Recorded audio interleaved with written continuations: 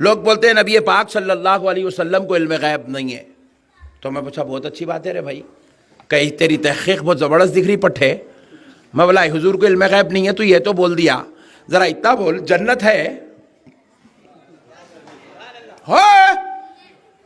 ایسا، جنت کے دروازے ہے؟ بولے ایک کیا مولانا، 8 دروازے. 8 کتنے؟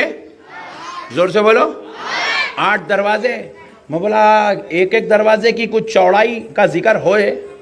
تیرے کو کچھ معلوم ہے؟ بولے بے شک معلوم ہے. بولے میں پوچھا میاں جنت کے دروازے کی چوڑائی کا کچھ اندازہ ہے؟ بولے ہاں اندازہ ہے. بولے کتنی ہے میاں چوڑائی؟ بولے اس چوکھٹ سے اس چوکھٹ کو اگر تیز رفتار گھوڑا دوڑانا شروع کریں گے تو یہاں سے یہاں پہنچنے کے لیے 1000 سال کا وقت لگ جائے گا. اتنا چوڑا ہے جنت کا دروازہ. ارے سبحان اللہ. ارے تم ایسا لائٹ لے لو تو میرے کو ڈر ہو رہا نا، جانا نہیں ہے کیا بول کے. جانا ہے نا بھائی تو پتہ معلوم رکھ لینا. یہ 2-3 فٹ کے دروازوں کی چکر میں کہیں اپن پریشان ہو کے وہ دروازے چھوڑ دیں گے. وہ دروازے میں جانا ہی جانا اپنے کو. نہیں ڈالے تو بھی ڈھکل کے کود کے اندر جانا ہے اپنے کو انشاءاللہ. نہیں سرکار شفاعت کرا کے لکھ جائیں گے، آپ بے فکر رہو.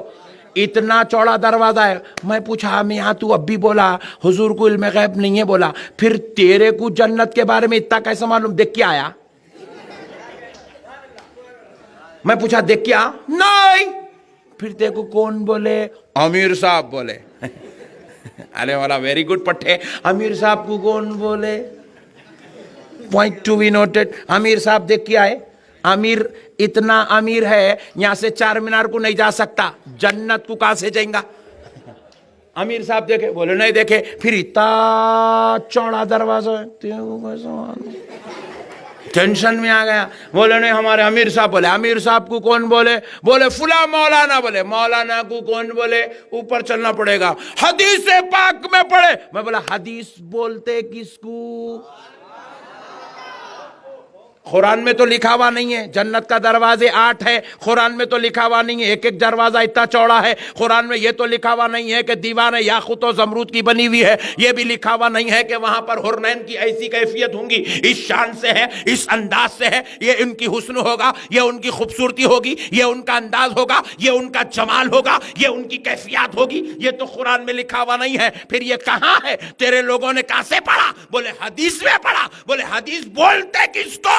جواب ملا میرے مصطفیٰ نے جو فرما دیا وہ حدیث ہے اور نبی کہہ رہا ہے تو خدا کی قسم یہ میرے مصطفیٰ کا علم غیب ہے.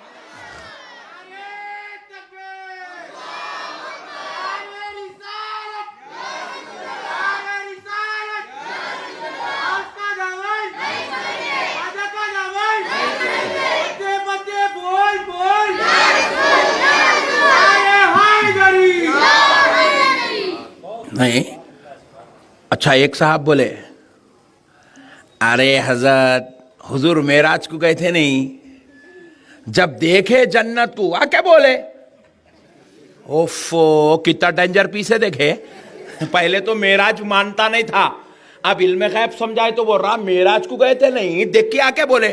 میں بولا ویری گڈ. میں کیا بولا آپ کو؟ اپن بیٹنگ کرنا، اپن بیٹنگ کرنے کو پیدا ہوئے اپن، اور وہ بھی ناٹ آؤٹ 1400 سال سے چل رہی ہے اپنی بیٹنگ. اب میں تو مدینے میں جا کے کر کے آیا. ہاں سبحان اللہ. بیٹنگ کرنا اپن، ایسی بیٹنگ کرا پٹھا آؤٹ ہو گیا. پھر آج تک ایک ویڈیو نہیں بنا سکا. یہ میرے غوث پاک کا صدقہ ہے. سبحان اللہ. تو اب سنو. میں بولا ویری گڈ. کیا پوائنٹ لایا؟ اتنی بدماش کھوپڑی ہے.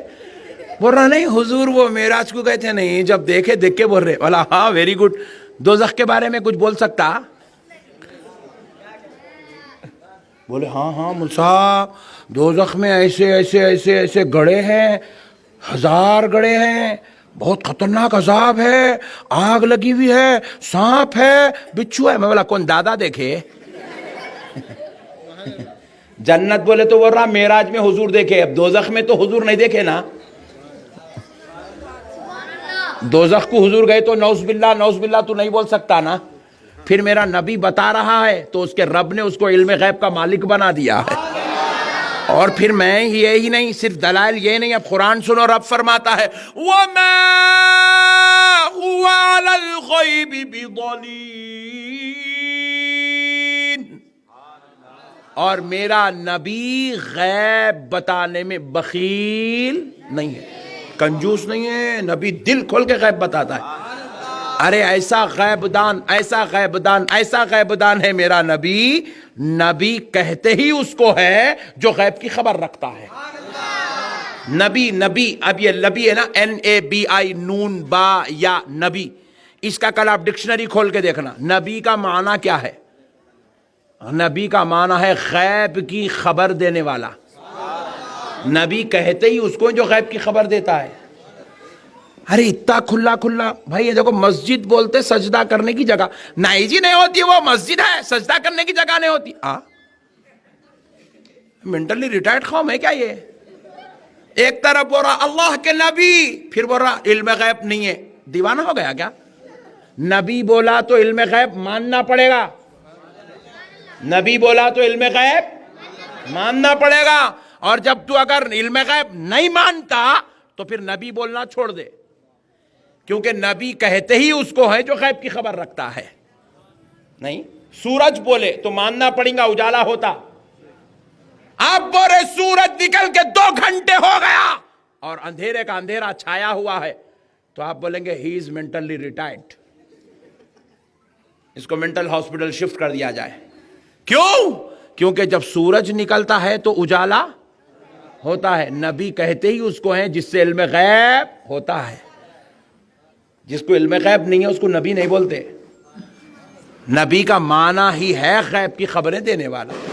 میرے پیارے بزرگوں اور دوستوں، سبحان اللہ، مسائل کو سمجھو میرے بھائی، دین سمجھداری کا نام ہے، ہلڑ بازی کا نام دین نہیں ہے، جذبات کا نام دین نہیں ہے، اینٹنے کا نام دین نہیں ہے، عقل کے گھٹنے دوڑانے کا نام دین ہے۔